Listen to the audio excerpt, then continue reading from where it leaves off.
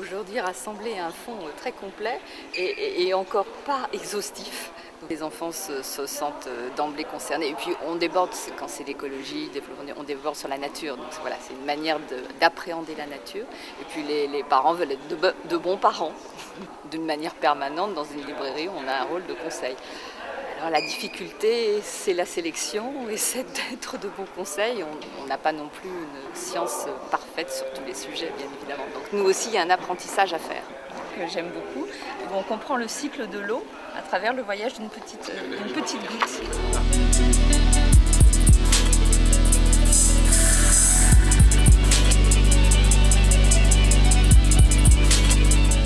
Différent aujourd'hui parce que la mondialisation nous retire les leviers de l'action politique au niveau national. Ce qui est d'ailleurs assez frappant, c'est que du coup la politique locale devient paradoxalement plus importante.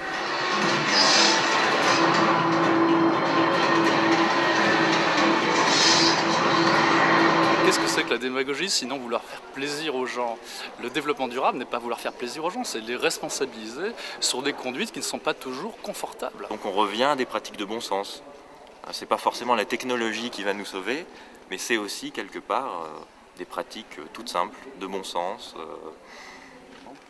Le bon sens, c'est on consomme et puis on jette ce dont on n'a plus besoin. C'est ça le bon sens depuis des siècles. Faire avec la nature, ça veut dire se comporter comme si on n'allait pas détruire complètement la nature.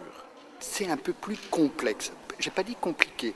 Le développement durable vous invite à traiter tous les enjeux, quels qu'ils soient, mais en ayant systématiquement en tête l'enjeu environnemental que vous venez d'évoquer, mais également social et économique. C'est-à-dire, dans la perspective, pour prendre un exemple, dans la perspective du développement durable, vous ne pouvez pas vous dire qu'il faudrait bannir la voiture, parce qu'il y a la dimension sociale qui fait qu'il y a encore aujourd'hui des ménages qui ne peuvent pas faire autrement que de se déplacer en voiture. Eh bien, parce que je pense qu'il faut faire bouger les lignes. Je pense qu'aujourd'hui, il y a un vrai problème, que des solutions innovantes ou intéressantes sont bloquées par un espèce de jeu de fondamentalisme qui prétendent, ces deux fondamentalismes prétendent se combattre l'un l'autre, et en fait, je pense qu'ils se renforcent l'un l'autre. Et un critère soutenable, on peut déjà dire, c'est un critère soutenu. Ça nous ramène à la démocratie. C'est un critère, une valeur, un projet sur lesquels les gens ont pu s'informer, qu'ils ont pu décider, dont ils assument les conséquences et qui ne leur a pas été imposé technocratiquement. Je pense qu'il faut pas considérer le développement durable comme faire durer le développement. Il faut changer le développement. C'est ma vision des choses et l'écologie peut y aider.